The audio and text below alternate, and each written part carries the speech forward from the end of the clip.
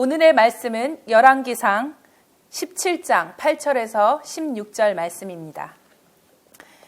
여호와의 말씀이 엘리야에게 임하여 이르시되 너는 일어나 시돈에 속한 사르밧으로 가서 거기 머물라. 내가 그곳 과부에게 명령하여 내게 음식을 주게 하였느니라. 그가 일어나 사르밧으로 가서 성문에 이를 때에 한 과부가 그곳에서 나뭇가지를 줍는지라. 이에 불러 이르되 청하건대 그릇에 물을 조금 가져다가 내가 마시게 하라. 그가 가지러 갈 때 엘리야가 그를 불러 이르되 청하건대 내 손에 떡 한 조각을 내게로 가져오라. 그가 이르되 당신의 하나님 여호와께서 살아계심을 두고 맹세하노니 나는 떡이 없고 다만 통에 가루 한 움큼과 병에 기름 조금뿐이라. 내가 나뭇가지 둘을 주어다가 나와 내 아들을 위하여 음식을 만들어 먹고 그 후에는 죽으리라. 엘리야가 그에게 이르되 두려워하지 말고 가서 내 말대로 하려니와 먼저 그곳으로 나를 위하여 작은 떡 한 개를 만들어 내게로 가져오고 그 후에 너와 내 아들을 위하여 만들라. 이스라엘의 하나님 여호와의 말씀이 나 여호와가 비를 지면에 내리는 날까지 그 통의 가루가 떨어지지 아니하고 그 병의 기름이 없어지지 아니하리라 하셨느니라. 그가 가서 엘리야의 말대로 하였더니 그와 엘리야와 그의 식구가 여러 날 먹었으나 여호와께서 엘리야를 통하여 하신 말씀같이 통의 가루가 떨어지지 아니하고 병의 기름이 없어지지 아니하니라. 아멘. 요즘 그리스도인들이 작은 교회를 기피하는 이유를 아십니까? 여러 가지 장점들이 있지만 부정적인 이유 가운데 하나는 봉사를 하기 싫어서라고 이야기합니다. 교사로 봉사하기 싫고 구역에 속해서 교제를 나누기 싫고 돈 들이고 시간 들여서 지역사회를 섬기는 것을 싫어합니다. 뿐만 아니라 젊은 세대로 넘어갈수록 나눔과 봉사를 기피하는 현상이 두드러지고 있습니다. 왜 이런 일이 일어나는 것일까요? 봉사는 시간과 물질의 소비, 손해라고 생각하기 때문입니다.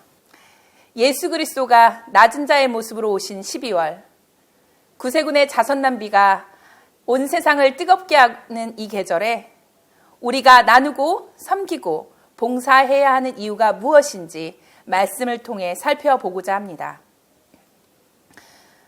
본문을 간략하게 설명드리겠습니다. 엘리야가 아합 왕의 아내 이세벨을 피해 그리 시냇가에 숨었습니다.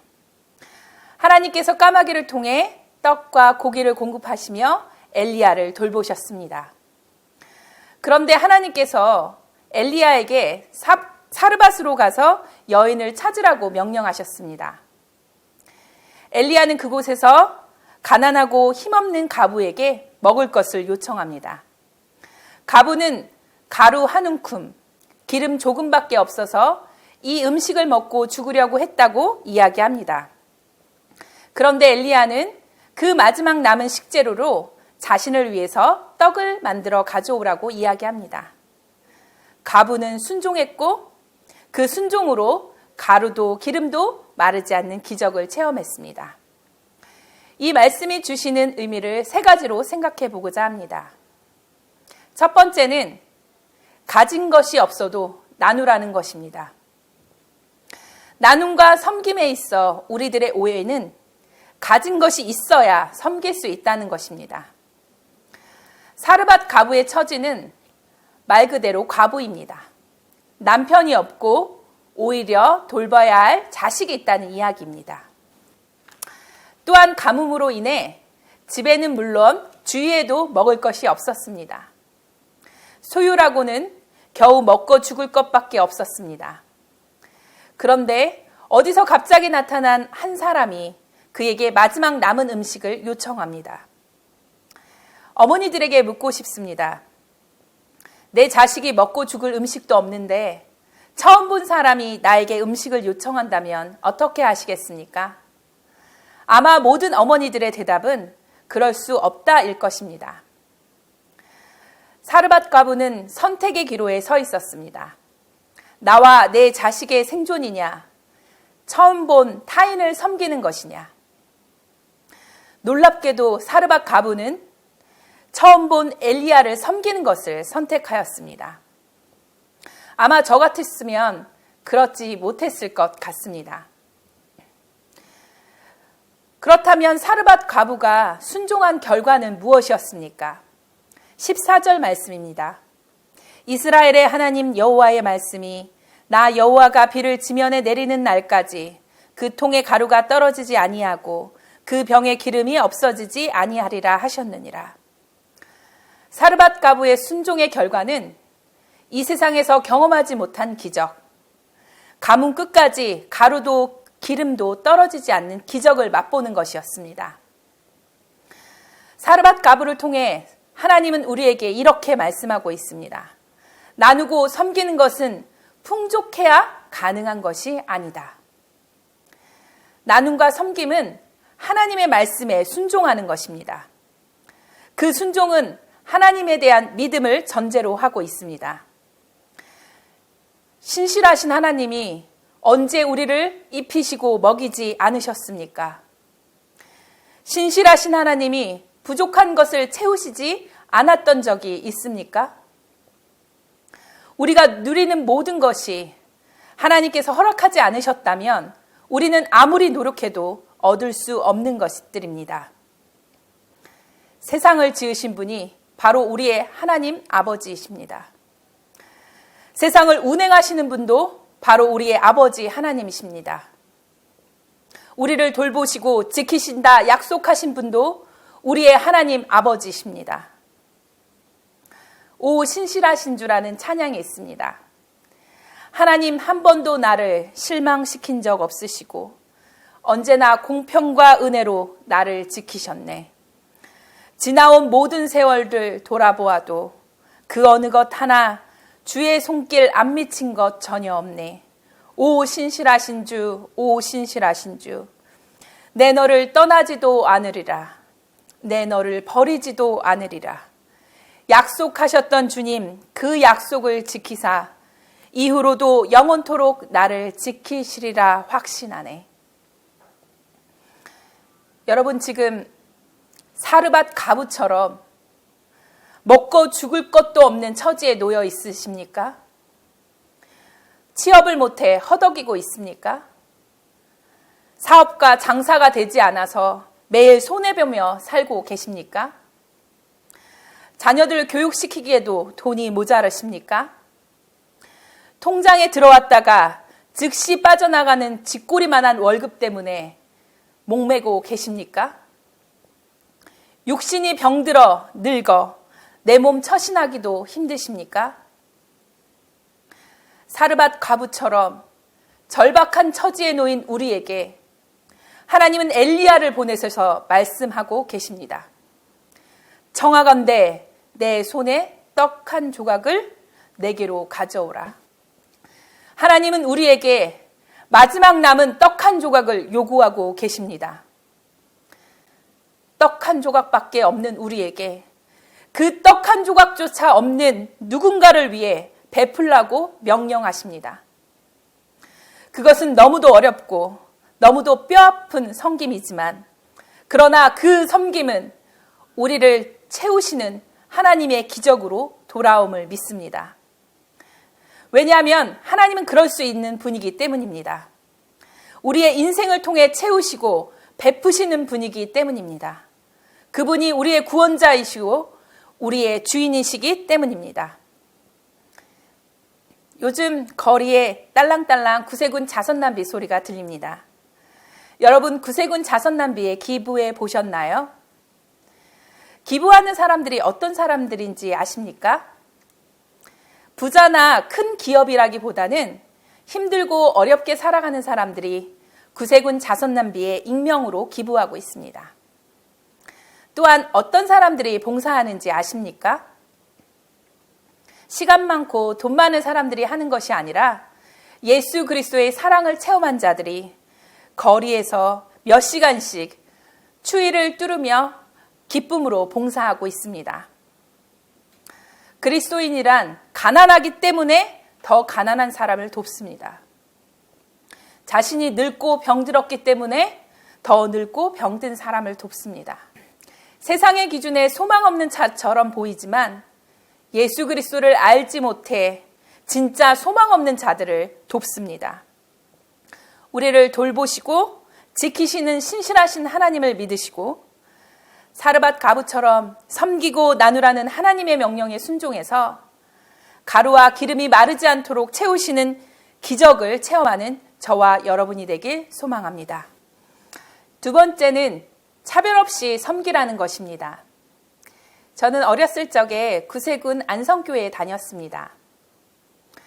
교회 주변에는 술집이 굉장히 많았습니다. 목회하시던 부모님이 신방을 가시고 나면 술 주정뱅이들이 교회로 찾아와서 어린 나를 지팡이로 때리며 돈을 달라고 요구했습니다. 어렸던 저는 그들의 당당함을 이해할 수 없었습니다. 구걸에서 얻은 돈으로 다시 술집을 가는 그들에게 왜 제가 돈을 주어야 하는지 알지 못했습니다. 그래서 저는 굉장히 무서웠지만 돈을 주지 않았습니다. 그런데 그 이야기를 아버지께 드린 적이 있습니다. 아버지께서는 이렇게 이야기해 주셨습니다. 그들이 얻은 돈으로 술을 먹든 끼니를 해결하든 그것은 우리의 몫이 아니다.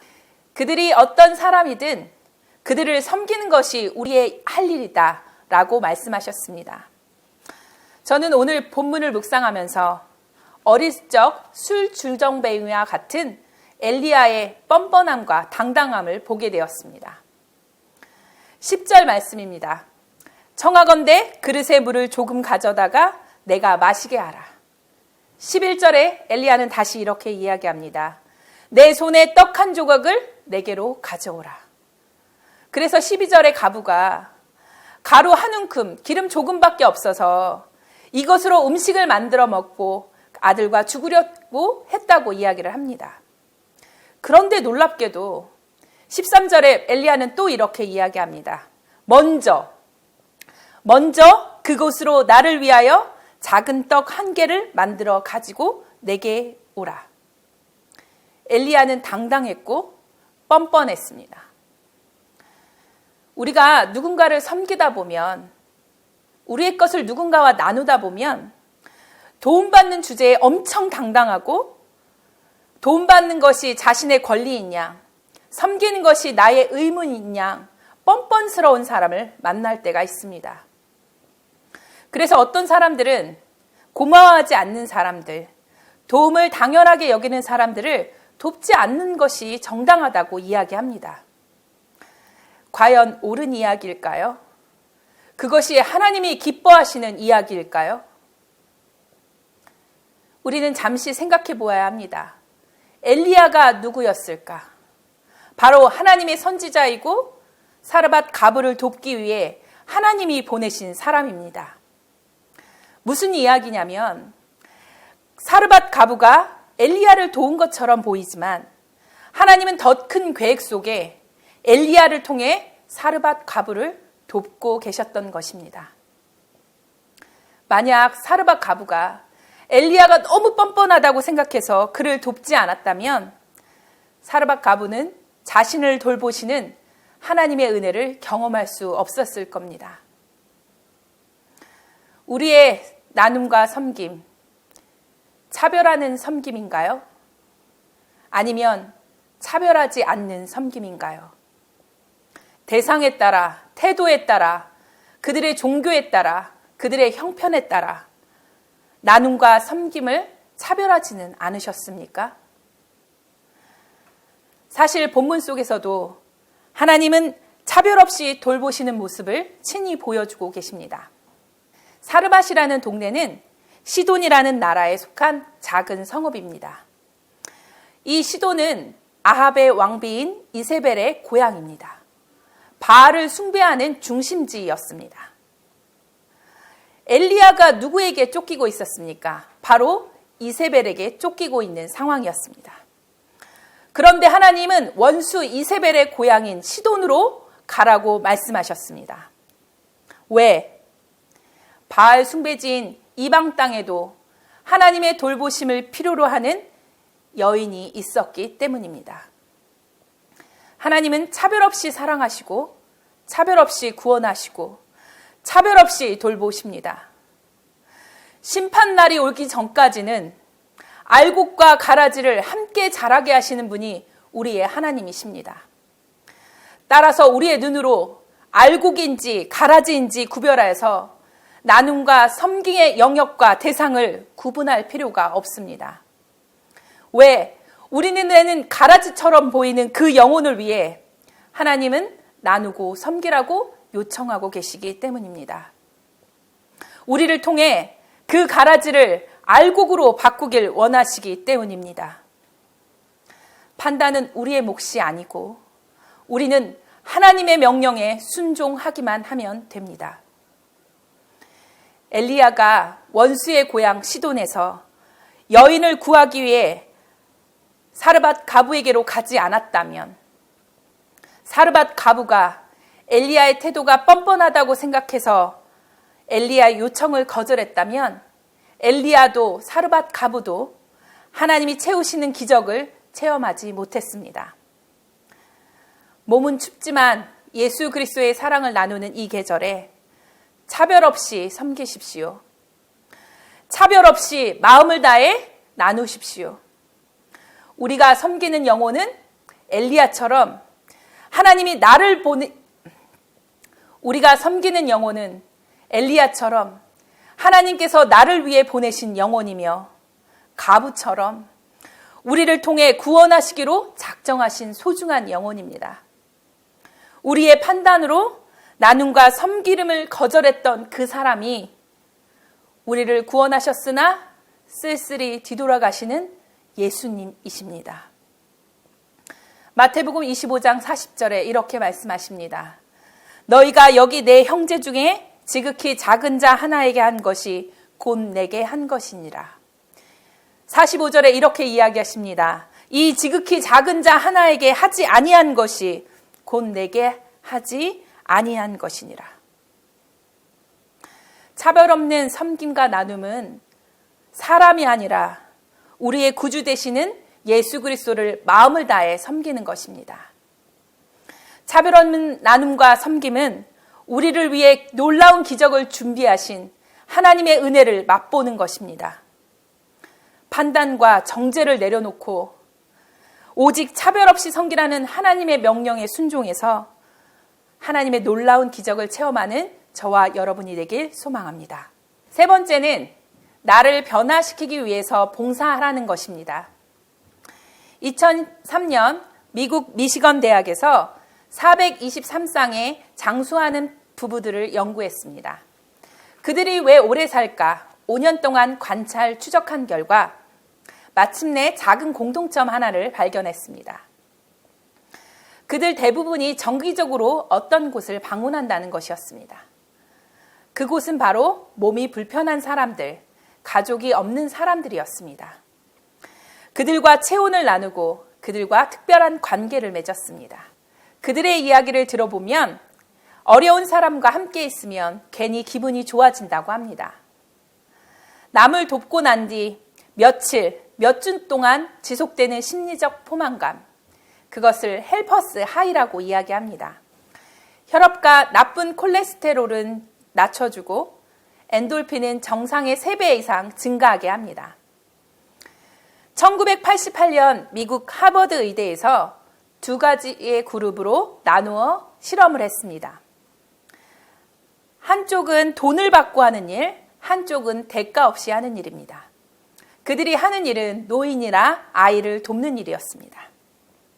그런데 한 그룹의 몸에서만 신체적인 변화가 일어났습니다. 타액 속에서 바이러스와 싸우는 면역 항체의 수치가 월등히 높았던 것입니다. 직접 선행을 하거나 남의 선행을 바라보는 것만으로도 몸의 면역력이 높아지는 효과, 그것을 테레사 효과라고 이야기합니다. 우리는 흔히 세상을 변화시키기 위해 봉사를 한다고 이야기합니다. 그런데 봉사를 통해 나도 변화됩니다. 봉사가 타인을 위한 것처럼 보이지만 결국 자신을 위한 것이라는 이야기입니다. 세상에 손해보는 장사는 있어도 손해보는 나눔과 섬김은 없습니다. 사르밧 과부의 섬김은 엘리야를 위한 것처럼 보였지만 결국은 자신을 위한 것이 되었습니다. 엘리야의 인생만 바꾼 것이 아니라 자신과 아들의 인생까지 바꾸었습니다. 단 한 번의 섬김이었지만 오랜 축복으로 돌아왔습니다. 그러니 오만한 태도로 섬기지 마십시오. 오히려 감사하고 겸손한 태도로 섬기시기 바랍니다. 억지로 나누지 말고 웃으면서 나누십시오. 세상을 변화시키기 위해 나누지 마시고 나를 변화시키기 위해 섬길 수 있길 소망합니다. 가진 것이 없어도 나누라. 차별 없이 섬기라. 나를 위해 봉사하라. 그런데 이 세 가지는 그리스도인이 아니어도 세상 사람들도 할 수 있는 봉사와 나눔입니다. 우리는 그리스도인으로서 한 걸음 더 나아가야 합니다. 나눔과 섬김은 몸으로 드리는 예배가 되어야 합니다. 예배란 하나님을 기쁘시게 하는 것입니다. 예배란 사랑과 은혜에 응답하는 것입니다. 예배란 하나님을 만나는 것입니다. 나눔과 섬김이 예배인 이유, 우리의 섬김을 통해 하나님을 기쁘시게 하기 때문입니다. 하나님의 사랑과 은혜에 응답하는 것이기 때문입니다. 하나님을 체험하고 증거하는 것이기 때문입니다. 수많은 거리의 자선 냄비 봉사자는 거리에서 하나님을 예배하고 있습니다. 당신은 몸으로, 삶으로 하나님을 예배하고 계십니까? 예수 그리스도가 이 시간 우리에게 묻습니다. 내 너를 위하여 몸 버려 피 흘려 내 죄를 속하여 살 길을 주었다. 널 위해 몸을 주건만 너 무엇 주느냐. 찬송가 311장의 가사입니다. 예수 그리스도의 은혜를 입은 우리가 하나님의 사랑과 십자가의 은혜를 기억하면서 입으로만, 마음으로만 하나님을 예배할 것이 아니라 몸으로, 삶으로 하나님을 예배하는 모든 자들이 되길 소망합니다. 기도드리시겠습니다. 하나님, 우리는 연약하고 가진 것도 별로 없는 자들입니다. 그러나 언제나 채우시고 지켜주시는 하나님의 은혜를 경험했사오니 하나님을 의지하여 우리의 가진 것을 나누고 힘을 나누고 더 연약한 자를 섬기길 원합니다. 우리가 섬기는 사람이 예수 그리스도의 핏값으로 산 영혼임을 알게 하시고 작은 자 하나가 바로 예수님임을 깨닫고 마음을 다하여 섬기고 봉사하게 하여 주옵소서. 우리 모두 우리가 말과 의식으로만 하나님을 예배하는 자가 아니라 몸으로 삶으로 하나님을 예배하는 자가 되길 원하오니 우리를 사용하여 주옵소서. 우리의 섬김으로 하나님을 기쁘게 하길 원하는 우리에게 믿음과 힘을 주실 줄 믿으며 예수 그리스도의 이름으로 기도드립니다. 아멘.